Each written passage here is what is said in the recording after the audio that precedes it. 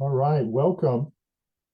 Let's see if we can be sure Justin is with us. This is 4 Media Broadcast, Jerry White Podcast. Justin, are you in? Yes, sir. Perfect, man. How is everything going? Everything's going good. Blessed and highly favored. Can't Uh, complain.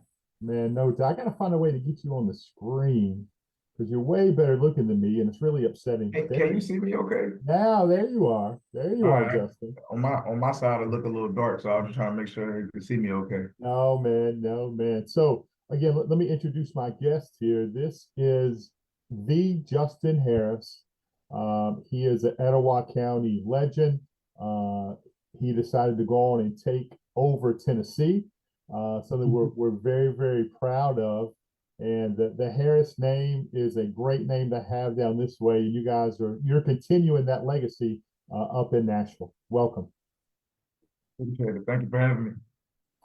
So let's start from the beginning, Justin. You not only have you always been a sports prodigy, grades were always something that your family just it was grades or nothing. 100%. My mom was the biggest on me, but anything lower than a B, that's that's my butt. You know what I mean? And so I always harped on getting the grades. That's the first thing. If I don't got the grades, then I'm not playing sports. And so always big on making sure that I'm doing the right thing in the classroom the right way. And just keep it on me. And I'm really appreciative of that because it's instilled in me kind of how to work hard not only on the field but also in school. And so I'm appreciative of that from my parents. So thank y'all for that. If y'all listening, shout out to them. But yeah, I mean, this is something that they've always harped on for me. Student athlete, so student comes first, and that's always been a thing. And so, Well, let's go back to the stay right there if we can because your mother gets a lot of the attention from being down here because she's loud, right? Lakeisha's loud and incredible, and we'll get to her, man. She deserves to be talked about. But your dad was a tremendous athlete in his own right, Mhm. multiple sport athlete, hardworking guy, great family man. Uh, Worked hard, continued to work hard, even though I'm upset with him, to be honest with you, Justin, because I be seeing those plates he fixed, and ain't none of them made it down to me. That's all I'm saying. We got to get you right. We'll get you right, but we gonna get you a plate next time he get it. He pull the grill out. We'll get you a plate made. I Yeah, said. he does. So talk about your dad. Mhm. At what point were you able to actually beat him in basketball? Honestly, I could probably lock him down, but he gonna outshoot me to this day. Like his jump shot is way better than mine. And That's so great. I'm not gonna lie, like I maybe just driving to the rack and locking him up, I can do. But if it's just straight jumpers, he still got me to this day. I ain't gonna lie, his jumper is nice. But now, kind of going off of your point, my dad, man, my role model. Like you said, super hardworking guy. I mean, he coached me all the way up until I got to high school. Then he kind of like let the coaches do their thing, and he still trained me on the side, obviously. But dude would he worked night shift, and so he would work night shift. Then he get up around 2, come get me from school, take me to practice, go pick up some of my teammates from other schools. We sit down. He'll make us go. We usually go to like McDonald's. We sit down. He'll buy us all McDonald's. He'll make us do our homework um, before uh, before practice. Practice around 5, and then he take everybody home. And so like he's the reason why I wanted to coach. Like just seeing kind of the impact he had not only on me but a lot of my friends and a lot of my teammates. But yeah, like you said, like the hard work, like he showed me how to do it. Him and my mom, like they are the hardest working people I've ever seen. And like going back to like my mom being loud, like super competitive, probably the most competitive person I know, way more competitive than me. And so, Yeah. like that's where it comes from. And so both of them just hats off to them. They I love them to death. I wouldn't ask for any better parents. I mean, like you said, the extra work that they did to Yeah. make sure that I was okay, make sure I could excel off on and off the field and on the court and off the court, like everything that they did for me. I'm forever in debt to them. But super hardworking people that showed me how to work hard. And so love When it comes to your mother, and I mean this with the utmost respect, you it's up to you what you get from Lakeisha Harris, right? She's half holy and half hood, it. and it's up to you what you get. No, 100%. I won't fight your mother today. I will fight your father one hand tied behind my back before I square up with your mama. I'll be honest.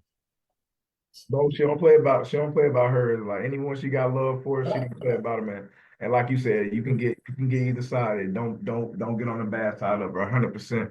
And so like there's been times where she done got kicked out of some games and got into some arguments, but it's all out of love and all out of competition, like I said. And so yeah, 100%. But like if she love you and she care for you, she'll go to battle behind you. It's not just me. It's So everyone that she got love for, and she'll do anything. She'll go above and beyond for anyone that she has love and care for. So yes, you can get that. You can get that don't mess with me side out of her, but you can also get that loving, no caring doubt. side that'll do anything for anybody. And I so I love I her for that. remember one instance in particular where I was privileged enough, myself and Jeff Underwood and Barry Hall and a couple of people to broadcast your games.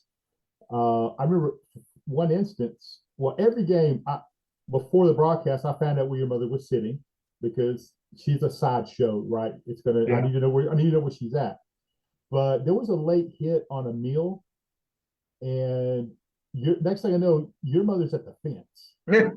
I'm like, that's what I'm talking about. That is Mama Bear, and she's Yeah. got a whole bunch of cubs she cares about. Listen, like I said, she don't play about hers, and so she'll do whatever she got to do. It don't matter what it is. It don't matter who it is. She'll fight the biggest person in the world about her Yeah, babies. that's So funny. Mama And Bear indeed. you talking about hardworking lady. She isn't too. I mean, she's incredibly hardworking. But when I think of Lakeisha, I think class. That is a classy lady. So you had no choice but to turn out fantastic, Justin. I had no choice. I mean, they did obviously they raised me well and they did a great job. I had no choice, like you said. They were on me about everything. They were hard on me about everything, but it was all out of love and all to make sure that I did big things in life because they knew what I could accomplish. And so I'm forever in debt to them. And like you said, like the hardest working people I know, my mom and my dad. My mom work all day and then stay up all night helping me with stuff and Yeah, doing everything with like our travel basketball team. Both of them just going out of their hours. They'll work full-time jobs and still be dad's the coach, mom's like the team mom, setting up events, coordinating everything, paying for stuff, the accountant of the team, the treasurer of the team, whatever you want to call it. And still working full-time jobs on the other hand. And so it's just like I'm forever in the debt to them. And they did all that for me and my friends just so we could just play sports. You know what I mean? And so like yeah. that's the thing that's like that I love about it. They did all that voluntarily just so we could just play sports and compete at a high level. And so forever in debt to them again. So Well, I've been blessed to cover a lot of high school sports in my time. This will be my 25th year doing play-by-play on radio, Facebook, YouTube. I have two signed balls in my whole career. I have the Acoustic Christian state championship ball from 2 years ago, nice. and I have this basketball. And let me read some of these names on this basketball from Etowah: Justin Harris, Taylor Berry, Mhm. uh, Tay Wright, Emil Smith, Jamin Graham, Coach Bolton, Yeah. of course, Tommy, got Polk on Yep. there, Little Mhm. James, Brady Troop. This is one of my, seriously, I got hits over here with Mr. Smith, DeAndre Williams. They're one of my prized possessions. I have a ton of sports memorabilia, man, and only two has made it to my collection: this ball and the Kusa ball, man. And this is special to me. This was an unbelievable basketball team. Talking about the team, one of the teams that should have won a state championship. This team right here, man. Talk about that season a little bit. Yeah. It's crazy and it's like outside of Oh, Ollie Finch, my bad. I couldn't leave Ollie out. Ollie's on Oh ball. yeah, Ali. Oh yeah, Yeah, 100%. And so, man, that team, like when I think about the athletes on that team, it's insane. And like if you really think about it, it's really just like a bunch of football players playing basketball. But yeah, Taylor Bear shooting the lights out, Brady Troop shooting the lights out. You know what I mean? DeAndre with the defense, athletic yeah, ability. Me with the athletic ability in the defense. Dericky playing both sides, getting rebounds. Jamin, obviously a beast. Emil running the thing, running the point. Obviously he's gonna get his points. But like that team had so much talent on it. yeah. Definitely could have won the state championship. Devin, like you know what I mean? Like just uh man, I miss it. You know what I mean? Like when I think about it and reminisce on it, like man, I wish I could go back, and put on the jersey and put on the shoes one more time and lace it up and just go out there and run it back. Because I really do believe that team could have won it all. And I just hate that we couldn't make it happen. For that team, but and for Coach Graves and Coach Tommy and Coach Bolton, but also for the for the for the county of Etowah and for the city Yeah, of Keller. And like I think we let them down a little bit.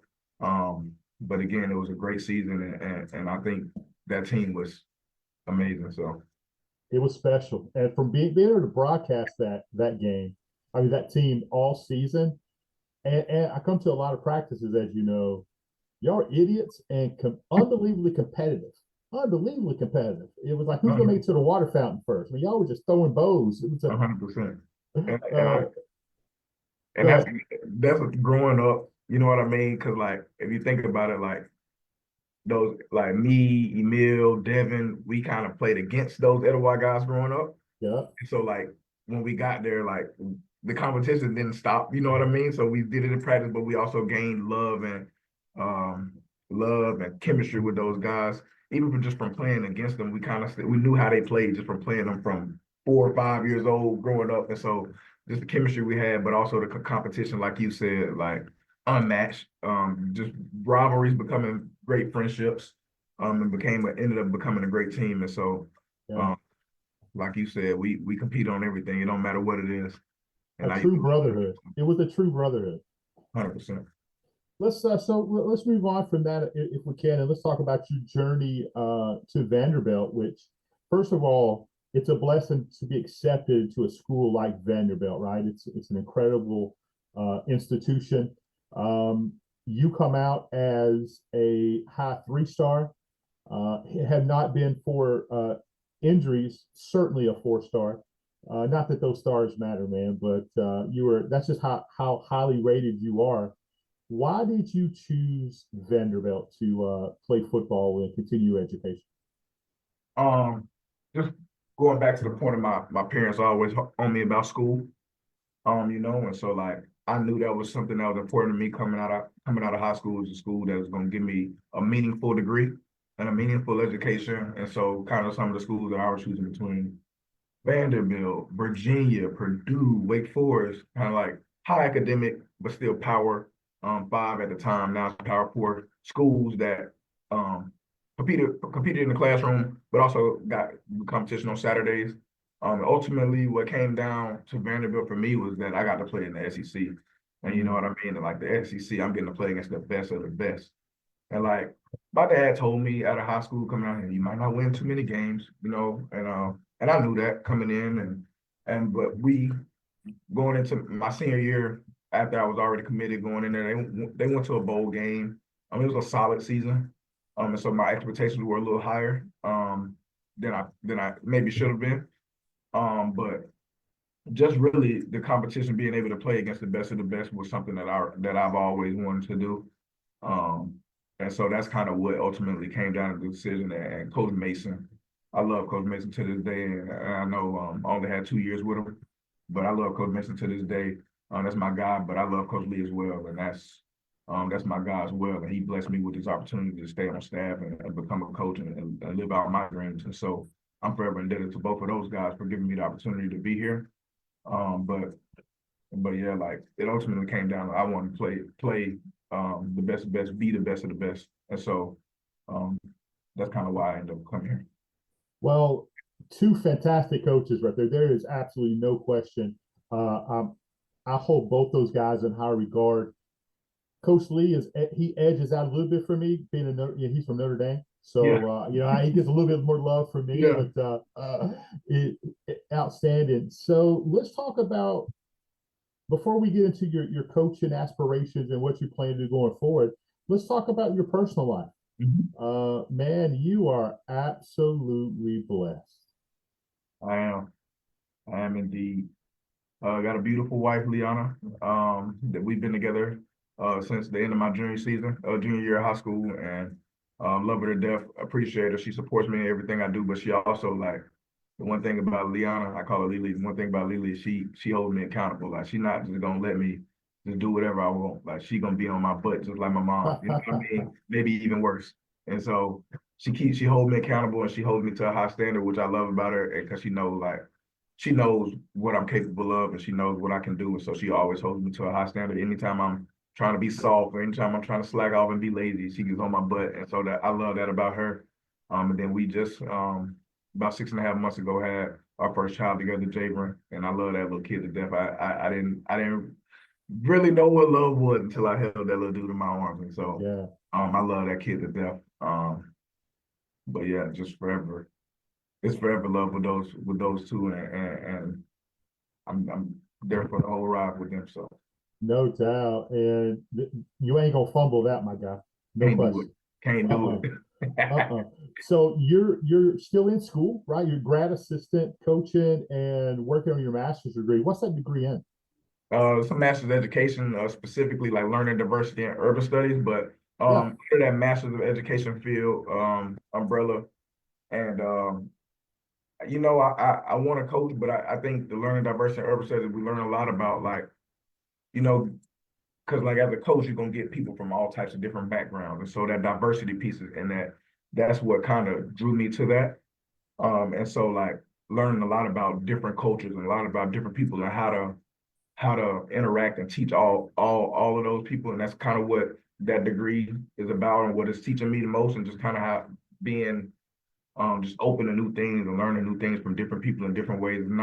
It's not one right way of teaching, not one right way of doing things, and I think that's kind of where the coaching world is moving to, as well as because it used to be back like 5, 10 years ago was one way of doing things. You do it that way. Now it's kind of you got to be fluid. You got to move with the water a little bit in a sense. And so that degree has actually been like this. Just going on this has been actually pretty helpful for me. And so yeah, I graduated in May, and I'm excited. I'm excited about being done though. I've been doing school for a long time now. My mom put me in preschool, so I've been doing school since 3. And so I'm about sick of it now, but Oh, it's been a good ride. And first in my family to get a master's degree, and then it being from not only a place I got my undergrad from, but like a just prestigious university. I couldn't ask for anything better. So yeah, that's that same pitch as the 4 years for 40, right? This is a lifetime, way more than just playing ball. But let's talk about your coaching aspirations, man. You know the game, you understand the game, you played at the highest level. Playing the SEC is obviously the highest level of collegiate football you could possibly play. You played with some NFL guys, you played against some NFL guys.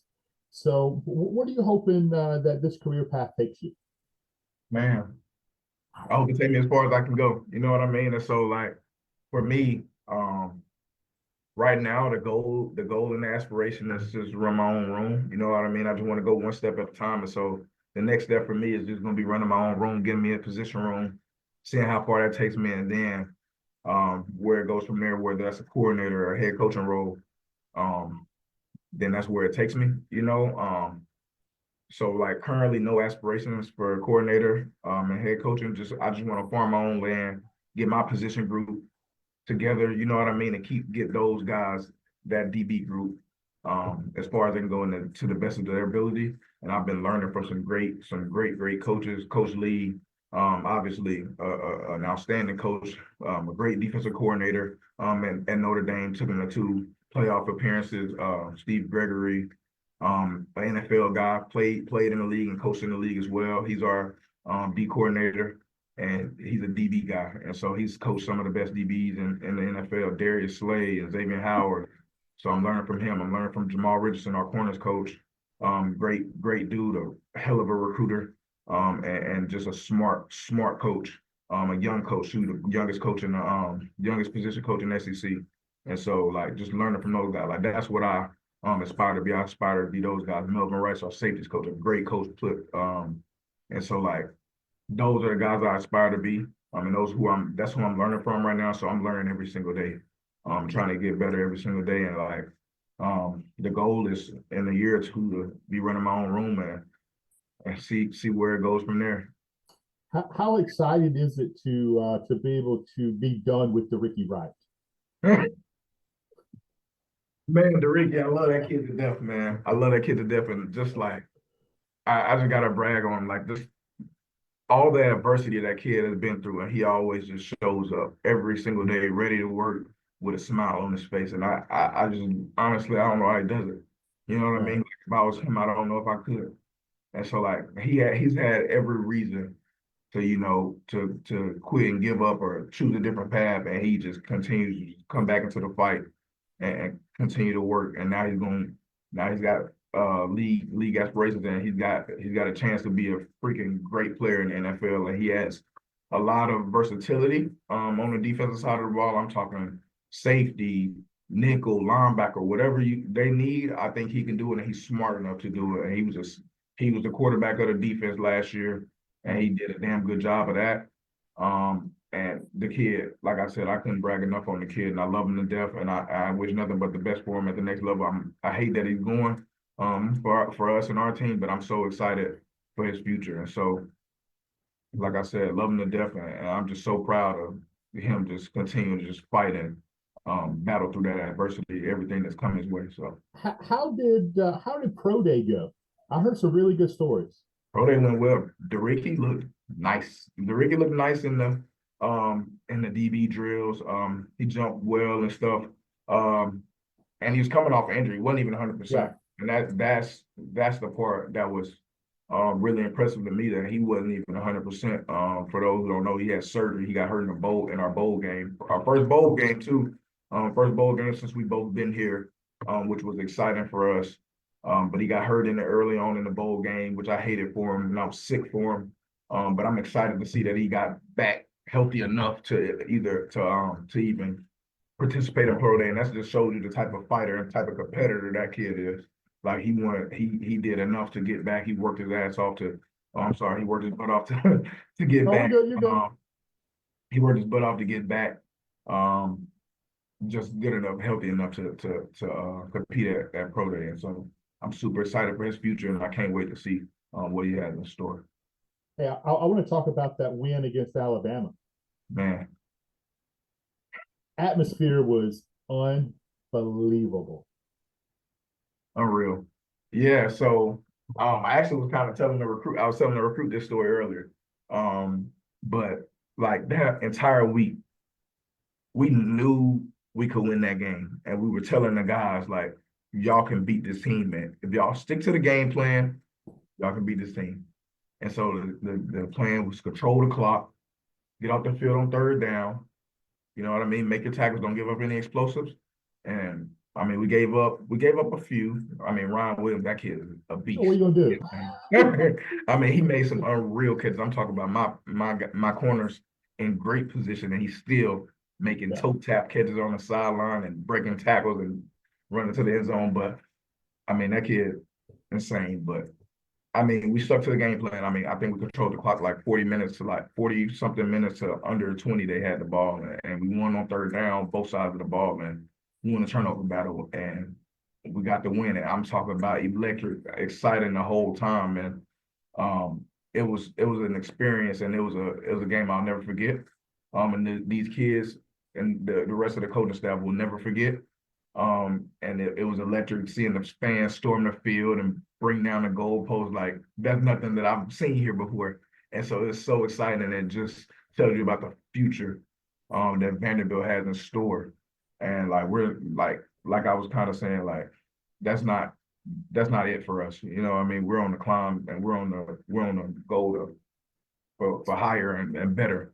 And so that's the plan to do it again. You know what I mean? And so it was exciting and electric, but got to step back in and do it again this year. So Right. Tell me about your quarterback. What makes him a dog? man, it's his mentality. I mean, dude, like borderline cocky, but confidence out of this world, believes in himself out of this world, and is a freaking leader. And so like anything like that dude leads the team, and he's the engine of the team. Coaches obviously we do a great job, but that kid is the engine of this team, and I'm gonna hate to see him go after this season. But that kid, like you said, he's a dog. I mean, the confidence and belief in himself, like he's not afraid to do anything. He's not afraid of anything, anyone. He doesn't care who you are, what's your logo. Like he's just got that mentality, and he's gonna say, I'm gonna put the team on my back. I'm gonna win this game for y'all. And that's his mentality all the time. He's a freaking great leader. He holds the guys accountable. I mean, I couldn't say enough about Diego Papi. Like, dude is out of this world. Great talent. A great player, great kid. So Well, I don't know that he's a Justin Harris, but he's okay. He's okay. pretty good. Hey, let's talk about recruiting a little bit. I know you have to be careful in what you say and talking kids' names, that kind of stuff. But let's just talk about, like you said, the incline. I keep up on recruiting. I do some stuff for On3, so I really much focus on it. And the visits that you guys are getting, some surprising talent. You guys are getting some kids looking at Vanderbilt that aren't necessarily Vanderbilt kids, and that just shows the culture is changing. 100%. First, I got to shout out my AD, Candace Story Lee. Like, she is a freaking animal. She's a beast. She just won Athletic Director of the Year. I mean, she's amazing. And so she's led this kind of forefront in the change at Vanderbilt. At Vanderbilt Athletics, like if you look at our women's and men's basketball team, both just made the NCAA tournament. Unfortunately, had first round exits, but our soccer team made it to the Sweet 16. That's the furthest they made it, and so like she's done a great job of kind of like flipping this thing around. And like when I was getting recruited here, the focus wasn't on sports; it was on school, and I think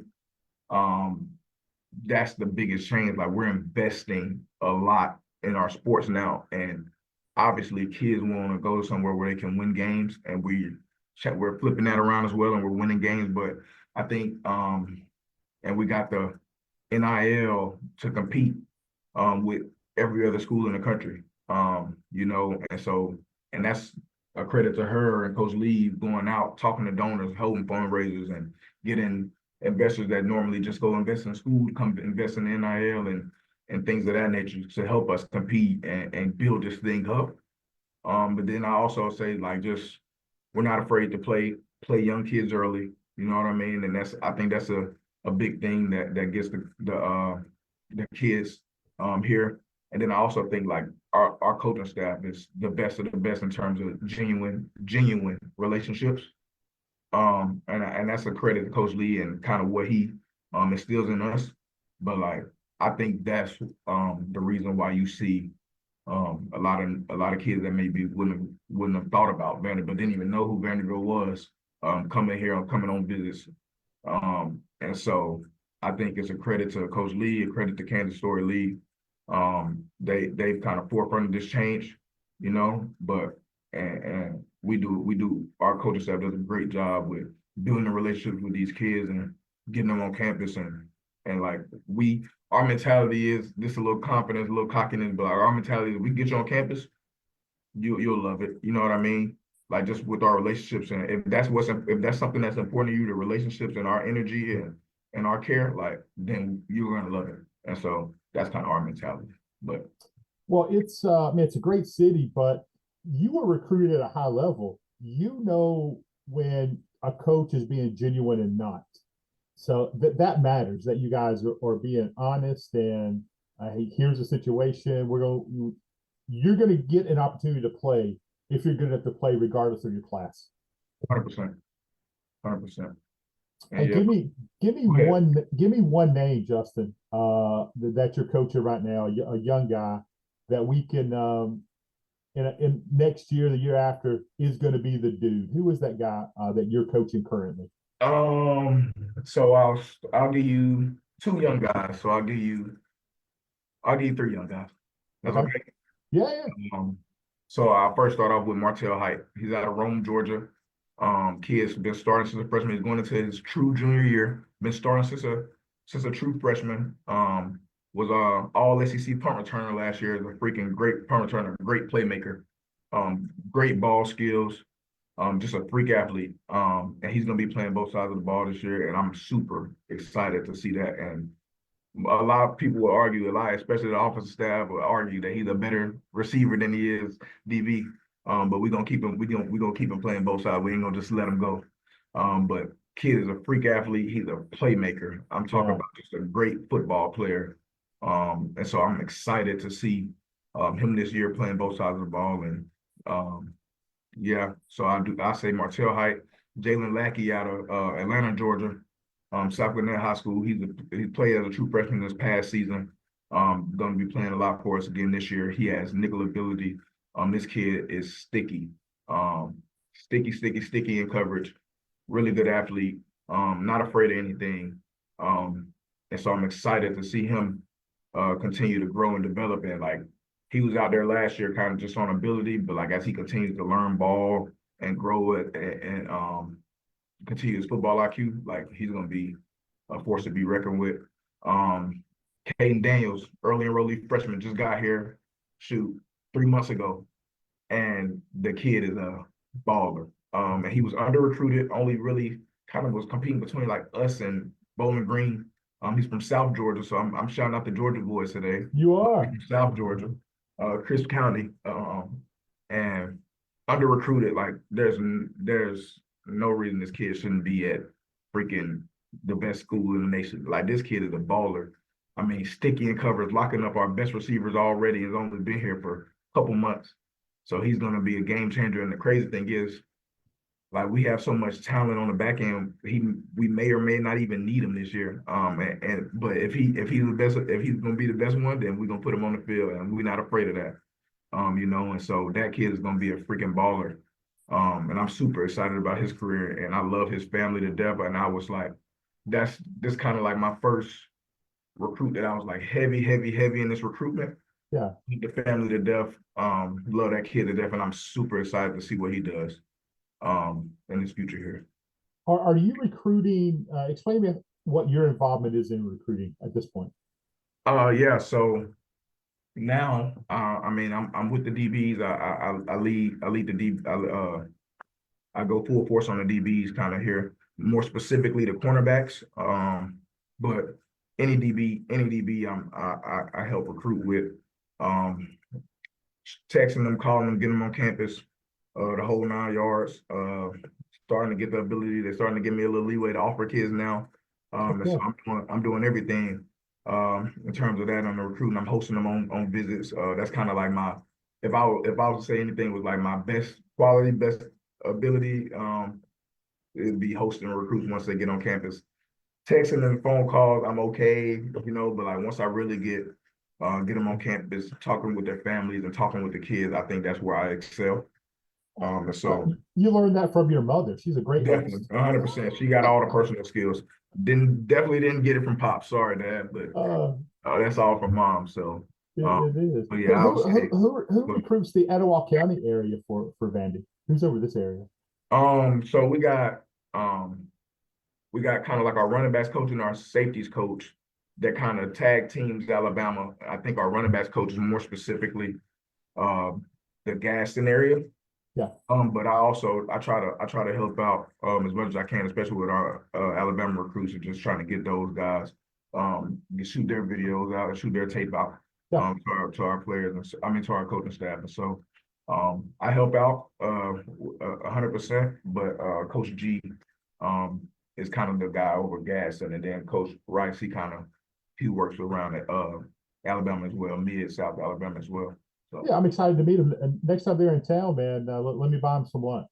Oh, I got you. I'll let them know. Yeah, for sure. Hey, Uh, we're gonna wrap this up, man. I know you're extremely busy. I'm so thankful you gave me the opportunity, man. But you've been family for a long time. So when I decided to do this, and again, Jeff Underwood, we've been doing Kapow forever. He's been pushing me to do this for years, and well, when I thought who could be the perfect first guest, it was no question, man. You're the only name on my list. I have to have Justin Harris, man. You're making us so proud here. I love your family.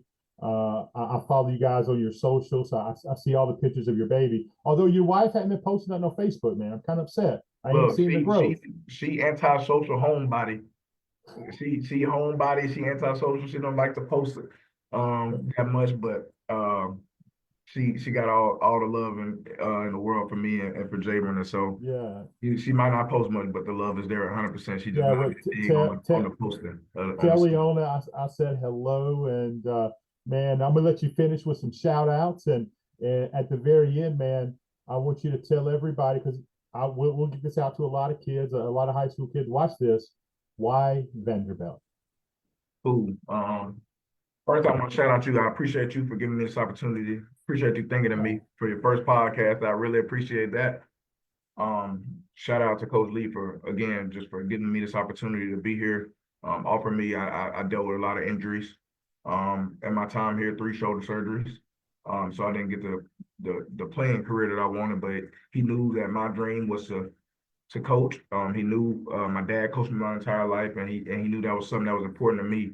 And so him giving me the opportunity to stay at the school that I went to out of high school and graduated from to learn and to grow as a coach. I'm forever indebted to him. Shout out to my parents for getting me to this position that where I'm in. They're all hard work, all the extra things that they did to help me to grow as a player and as a student to get me here.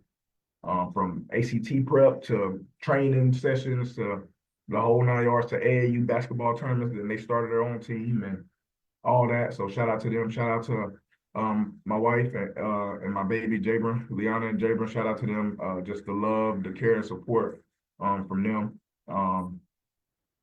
Yeah, shout out to the whole county of Etowah. I mean Etowah County, born and raised through and through. Love everyone there to death. And I really appreciate everyone there for the support and for the love. And they always got my back. And I don't get down there as much because college football is busy, busy, busy. It's all year round, all year round. And so I don't get to go there as much as I would like to. But every time I do, it's all love. And so I really appreciate them.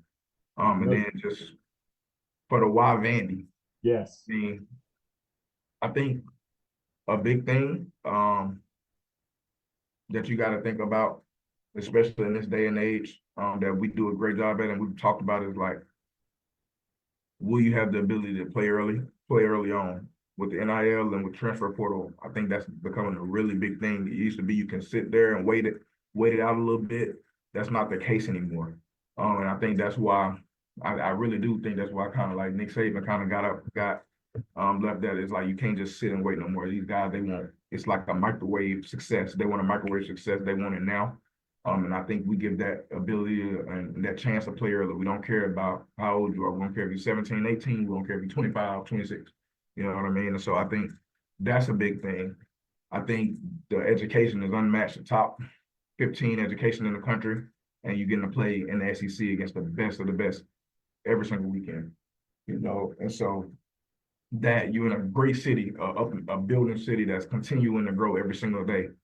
I mean, freaking Nashville is just from when I got here in 2019 to now looks completely different.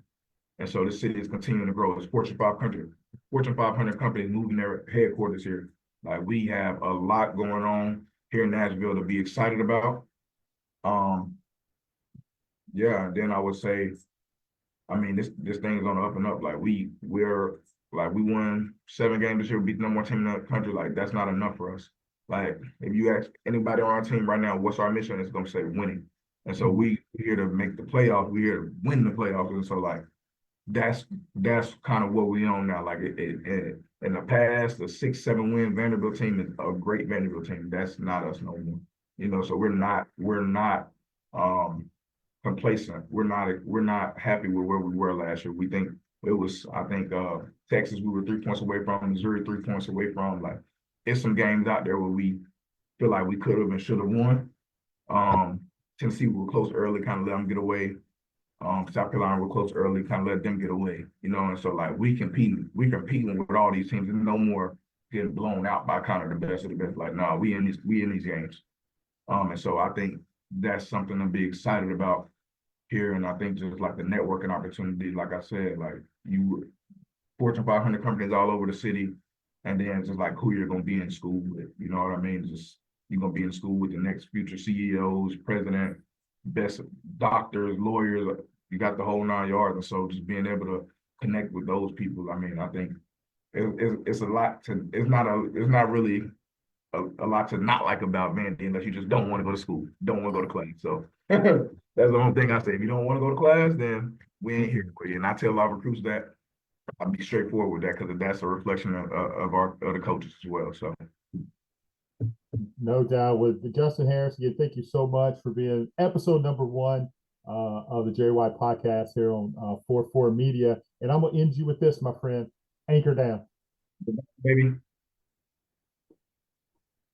That was Justin Harris. So excited. A lot more stuff to come. The studio will be built out and we'll make this bigger and better thanks to you guys. But I could not ask for a better guest. Thank you guys for watching. This has been the Jerry White Podcast.